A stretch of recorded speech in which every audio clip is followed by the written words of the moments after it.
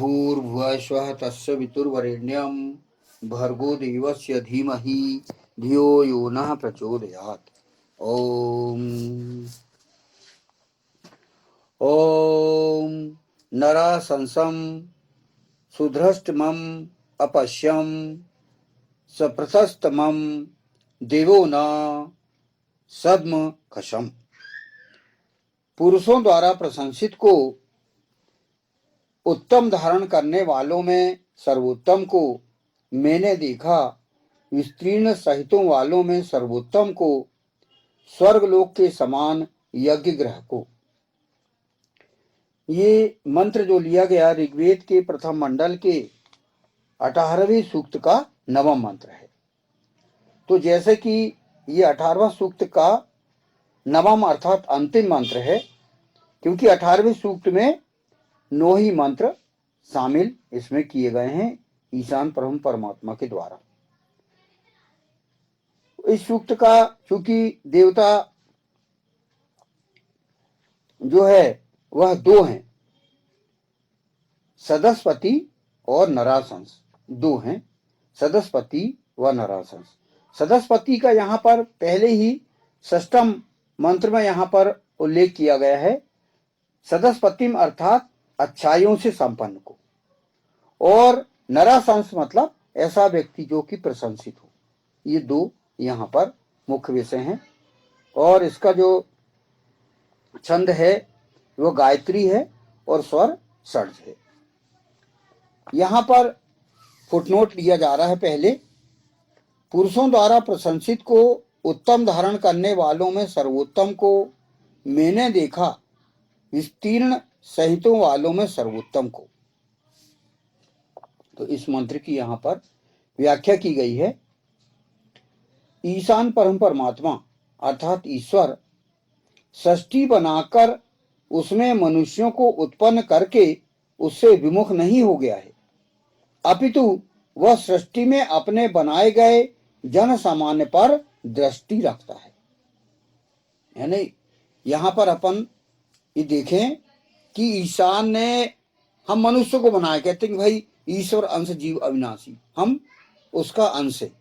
तो साथ ही साथ वह हमको दृष्टि भी रखता है, मतलब जैसे कि उसकी विशेषता है वह सर्वोपलब्ध है, हर जगह है, हमको देख रहा है।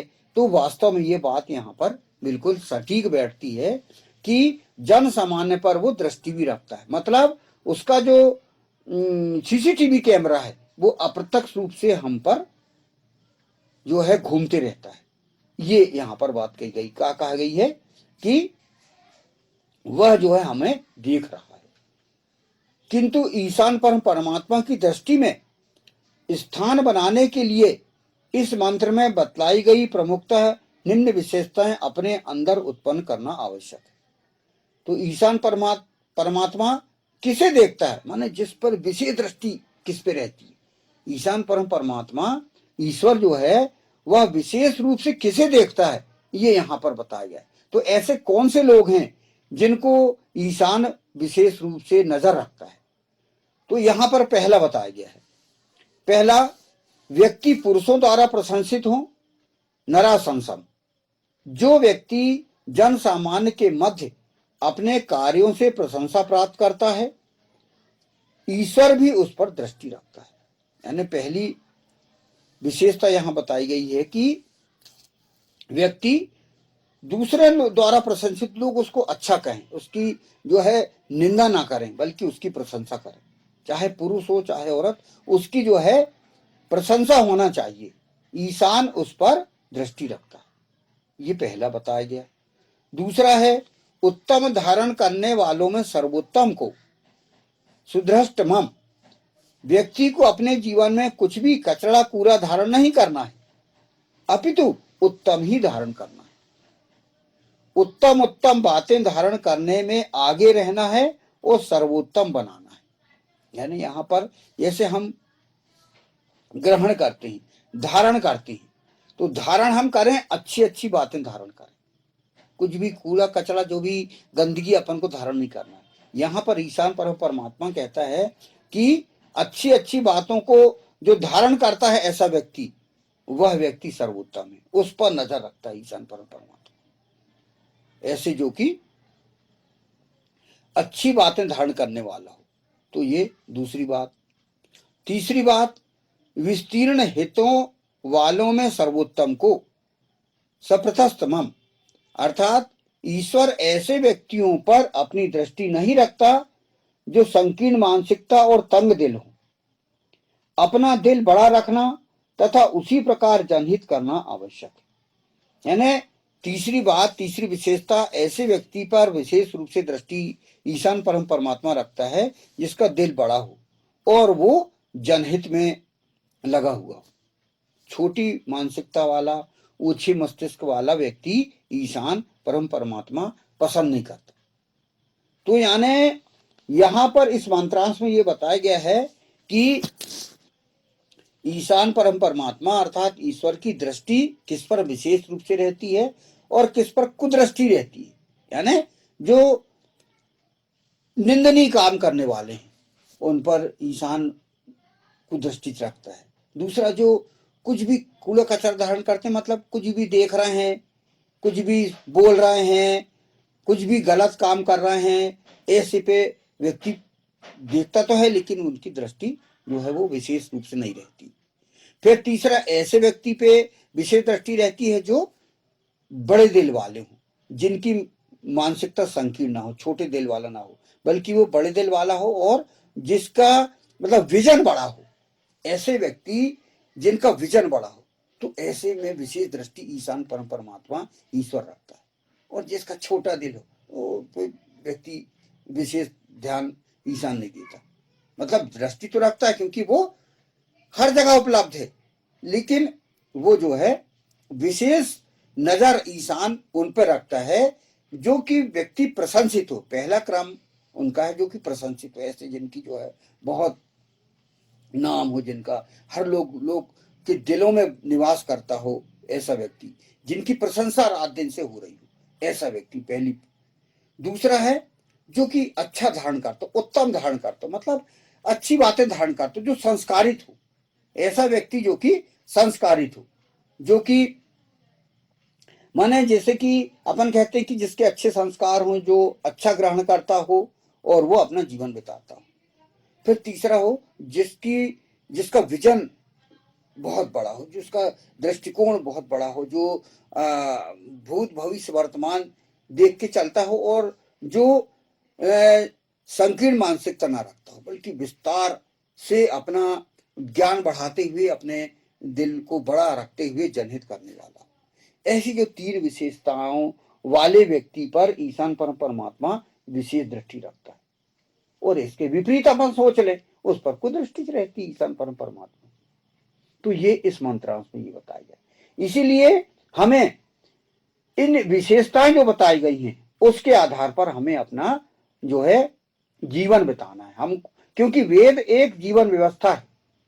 वेद में जैसे कि कहा गया है कि अपन कोई भी हम सामान लेते हैं, मार्केट से कोई भी सामान लेते हैं तो उसमें उसके उपयोग करने के लिए निर्देश बता दिए गए कि ये सामान ऐसा उपयोग करना है। वैसे ही हमारे जीवन, जो कि हमारा जीवन ईशान परम परमात्मा ने दिया है, ईश्वर ने हमको बनाया है, तो उसके लिए ईशान ने एक लिस्ट दे दी है, एक जीवन प्रबंध दे दिया है कि आप ये 20,416 मंत्र हैं, इसके आधार पर आप जियो। ये लिस्ट दे दी गई है।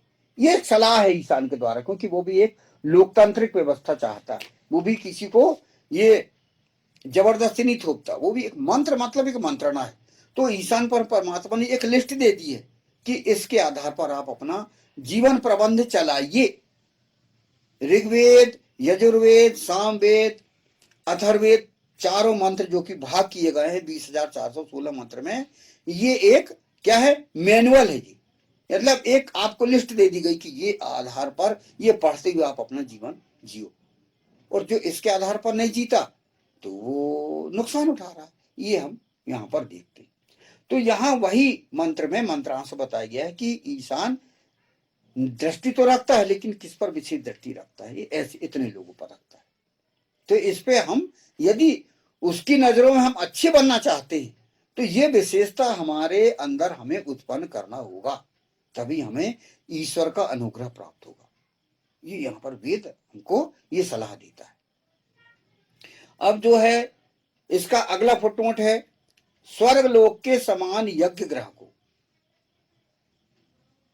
दिवह न सत्यम खशम।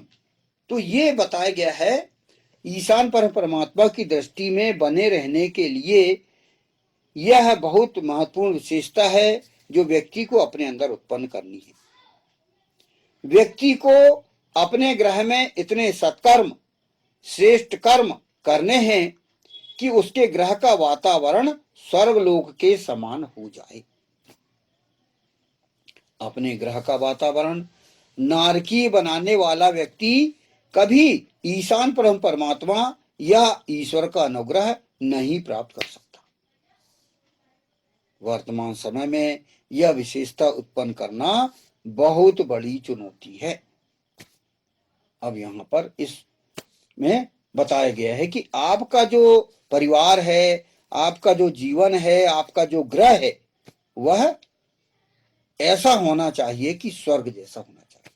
अब बताइए आज के समय में कैसे जीवन आप जी रहे हैं, उसके आधार पर आप निश्चित कर लीजिए कि आपका स्वर्ग समान ग्रह है, आपका ग्रह स्वर्ग के समान है या फिर नरक के समान। तो यहाँ इसमें बताया गया ईशान परमात्मा ने इसमें विशेषता भी रखा है कि अपने ग्रह में सत्कर्म और श्रेष्ठ कर्म करने हैं कि ग्रह का वातावरण स्वर्गलोक के समान हो। माने हमको ऐसा वातावरण बनाए रखना है कि हमारे घर में सत्कर्म होते, अच्छे काम होते रहे। अच्छे काम कौन से? सत्य बोलना, बड़ों का आदर करना, छोटों से प्रेम करना, और जो व्यवहारिकता में जो अच्छाइयां आती हैं, जो नैतिक में आते हैं, वो जो है आपको सत्कर्म के अंतर्गत है। और वैसे ही हम दूसरों को बनाएं। तो अपने घर का जो वातावरण है ऐसा बनाना है। अब चूंकि वेद सबसे पहले पति पत्नी की बात करता है, युगल की बात करता है, तो उनमें माधुर पूर्ण वातावरण उनमें होना चाहिए। वेद में हमेशा ये कहा गया है कि दोनों मधुर वाणी बोले। तो मधुर वाणी से ही शुरुआत होती है। पति पत्नी से ही बात करता है ईशान परम परमात्मा। उनके साथ जो व्यवहार जो होना चाहिए बिल्कुल ऐसा होना चाहिए कि वो, चूंकि आधा अंग है एक दूसरे के, तो पुरुष का आधा अंग औरत, माने पति पत्नी एक है, दोनों मिलके एक दूसरे के पूरक है।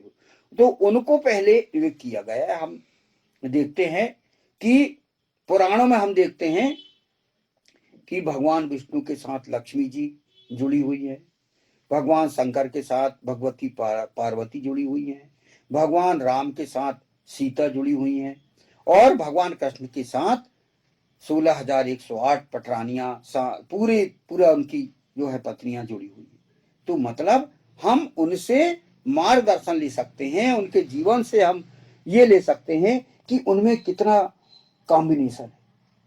भगवान विष्णु, भगवान भगवती लक्ष्मी जगदम्बा कहलाते हैं, वो लक्ष्मी जगदम्बा हैं, पार्वती जगदम्बा हैं, है ना, सीता है, और अन्य सभी को, मतलब हमें एक पुरुष को किससे मार्गदर्शन लेना है? भगवान विष्णु से, भगवान शंकर से, भगवान राम से, भगवान कृष्ण से।